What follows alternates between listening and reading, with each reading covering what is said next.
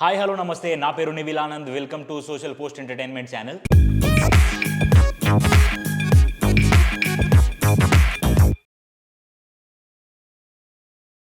September 19th అదే నిన్న జరిగిన ఎక్స్ టాస్క్లో ఎవరెవరి నిజ స్వరూపాలు బయటపడ్డాయి, అసలు ఎవరు నోరు వారేసుకున్నారు, ఎవరు ఆడ పులులాగా ఆట ఆడిలు, అసలు పనికి రాని చీఫ్గా చేసిన వాళ్ళు ఎవరున్నారు, ఈ కాంతారా చీఫ్ తర్వాత శక్తి శక్తి చీఫ్ వీళ్ళిద్దరిలో ఎవరు బెస్ట్ అండ్ క్లాన్ మెంబర్స్గా ఉన్న ఎవరు వరెస్ట్గా ఉన్నారు, అది మొత్తం ఇవాళ మాట్లాడుకుందాం.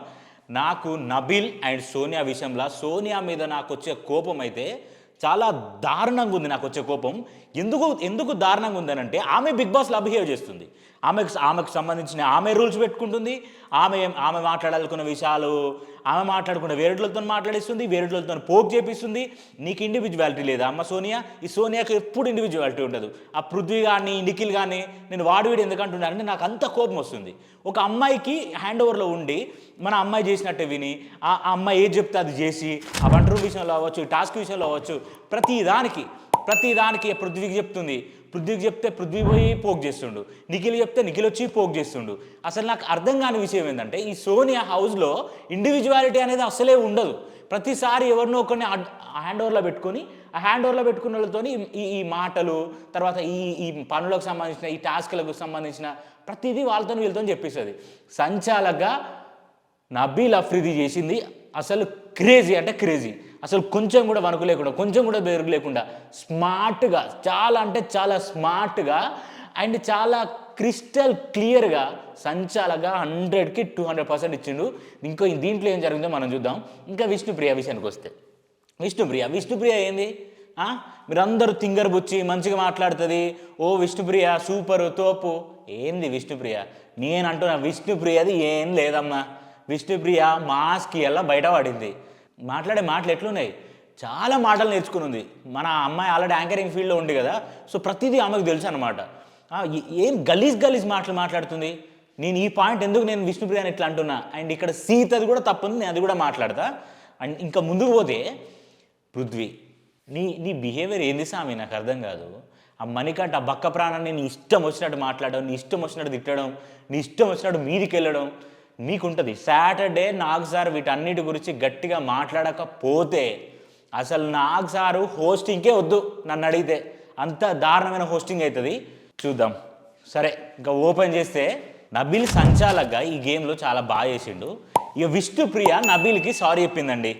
విష్ణుప్రియ నబీల్కి ఎందుకు సారీ చెప్పిందనంటే, నిన్న మనం ప్రోమోలో చూసినాం కదా, నబీల్ నాకు నువ్వు టచ్ చేస్తున్నట్టు అనిపిస్తుంది అని అంటే, నేను టచ్ చేయలేను నబీల్ మాట్లాడిన విషయంలో నేను అప్పుడే చెప్పిన. నేను ఈ విషయంలో ఇన్స్టాగ్రామ్లో రీల్ కూడా చేసిన. విష్ణుప్రియ అది వాంటెడ్గా చేస్తున్నా, నేను కావాలని నువ్వు ఎక్కడ టచ్ చేస్తావో నేను రాంగ్ అవుతావు అని చెప్పేసి నేను వాడుకున్నా. ఐఎమ్ ఎక్స్ట్రీమ్లీ సారీ నబీల్, నువ్వు అలాంటి కైండ్ ఆఫ్ గాయ్ కాదు. మరి ఆ బుద్ధి ముందెక్కడ పోయింది? ఈ ప్రోమో కట్ల కోసం, కంటెంట్ ఇవ్వడం కోసం ఒక మనిషిని బ్లేమ్ చేయడమా? విష్ణుప్రియ ఆడే ఆట. మీరందరూ విష్ణుప్రియని వెనకేసుకొస్తున్నారు.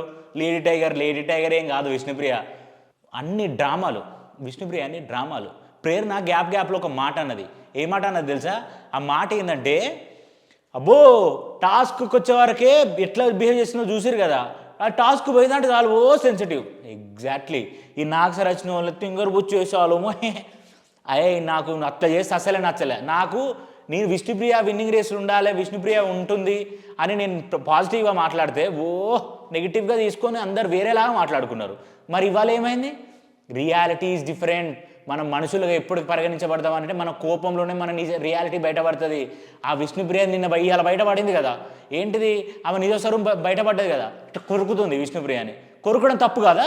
ఈ అందరు అంటారు క్యారెక్టర్లెస్ అన్నది విష్ణుప్రియాని అని. క్యారెక్టర్లెస్ అని అన్న మాట రియల్ లైఫ్కి మీరు పరిగణించుకొని మాట్లాడకండి. హౌస్లో ఓన్లీ బిగ్ బాస్ హౌస్లో వాళ్ళు ఉండే తీరును బట్టి ఆ క్యారెక్టరైజేషన్ని డిఫైన్ చేసిందే తప్ప నీ జీవితంలో నువ్వు క్యారెక్టర్లెస్, నీకు అసలు క్యారెక్టర్ లేదు అది మాట్లాడలే. ఎర్రోళ్ళలాగా మీరు అనవసరంగా ఆడియన్స్ దాన్ని ఏదో పర్సనల్ తీసుకొని పర్సనల్ లైఫ్ మీద అటాక్ చేస్తుందని డిఫెండ్ చేసుకుంటే మీ అంత మూర్ఖులు ఎవరు లేరు నన్ను అడిగితే.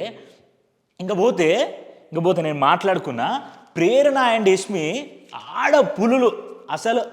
అసలు ఆడపులులు అంటే ఆట ఆడే విధానమే కాదు, ఇప్పుడు వాళ్ళు ఉన్న కాంతార అనే క్లాన్కి మొగోళ్ళు కూడా వీళ్ళిద్దరే, ఆడోళ్ళు వీళ్ళే, మొగోళ్ళు వీళ్ళిద్దరే. ఏం ఫైట్ ఇవ్వాలో ఆ ఫైట్ ఇచ్చిళ్ళు. అబ్బాయిలు వచ్చి ఇట్లా ఇట్లా పట్టుకుంటుంటే డిఫెండ్ చేసుకుంటా కొంచెం కూడా భయపడకుండా అసలు ఇచ్చి పడేసిందంటే కాంతారా టీంలో ఉన్న యష్మి అండ్ ప్రేరణ. వీళ్ళిద్దరే పాప వాళ్ళని చూస్తుంటే నాకు జాలేస్తుంది, కానీ జాలి కాదు, ఏడుపు వస్తున్నా, దెబ్బలు తగులుతున్నా. వాడు పృథ్వీ ప్రేరణ ఇట్లా యష్మిని ఇట్లా పట్టుకుని ఇట్లా ఇట్లా పట్టుకుంటుంటే కూడా కొంచెం కూడా అనకుండా, కొంచెం కూడా వినకుండా అది అది అట్లా ఆడాలి. ఊ అంటే ఈ ఈ శక్తి టీం వాళ్ళు మొత్తం ఉరికొస్తున్నారు, మీద పడుతున్నారు.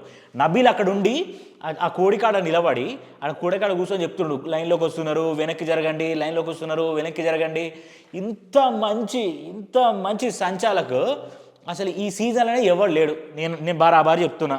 అండ్ అభయ్ బిహేవియర్ చూస్తుంటే చీప్ చిల్లర్. యాజ్ ఏ క్లాన్కి నువ్వు చీఫ్గా ఉన్నప్పుడు నీకు రెస్పాన్సిబిలిటీస్ అనేది కొన్ని ఉంటాయి కదా.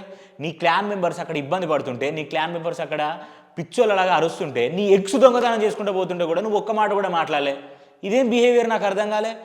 చూద్దాం రా రే నబీలు, నువ్వేం మాట్లాడకరా, యష్మి నువ్వు వచ్చేయి, ప్రేరణ నువ్వు వచ్చేయి, అది కాదు. అక్కడ నీ గుడ్లు పోయి నువ్వు ఓడిపోయినావు. ఇక్కడ నువ్వు ఎంత నీ చీఫ్, నువ్వు నీ క్లాన్ కోసం నువ్వు చీఫ్గా నువ్వు ఎంత చేస్తున్నావు, నీ డెడికేషన్ ఎంత ఉంది, నీ క్లాన్లో ఉన్న మెంబర్స్ని నువ్వు ఎట్లా ప్రొటెక్ట్ చేస్తున్నావు. అదే కదా నాగార్జున సార్ చెప్పిండు. నాగార్జున సార్ చెప్పింది ఏంది, ఒక రాజ్యంలో ప్రజలు లేనప్పుడు రాజు పరిగణించబడడు అని. అలాంటి రాజు పరిగణించబడిన తరువాత రాజ్యంలో ఉన్న మనుషులు సుఖ సంతోషాలతో లేరు, కష్టాలు పడుతున్నారంటే ఒక యాజ్ ఏ రాజుగా నువ్వు కూర్చోనా చేసేది. అందుకే రెడ్ కార్డ్ ఇచ్చిండు, రెడ్ ఫ్లాగ్ ఇచ్చిండు. డేంజర్ జోన్లో ఖచ్చితంగా ఎలిమినేట్ అవుతాడు అభయ్ నబీల్. అండ్ ఇంకొకటి ఏంటంటే కొత్త రూల్ ఒకటి వచ్చింది. ఈ రూల్ అన్ని పక్కకండి, ఇవన్నీ కాదు మ్యాటర్ నన్ను అడిగితే. అండ్ నబీల్ సంచాలకంగా చేస్తుంటే బయాస్గా చేస్తున్నావు అని పృథ్వీ బాగా సీరియస్ అయ్యాడు.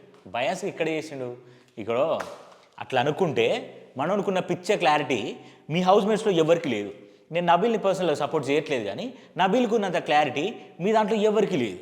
మీ కన్నడ బ్యాచ్కి లేదు, తెలుగు బ్యాచ్కి లేదు.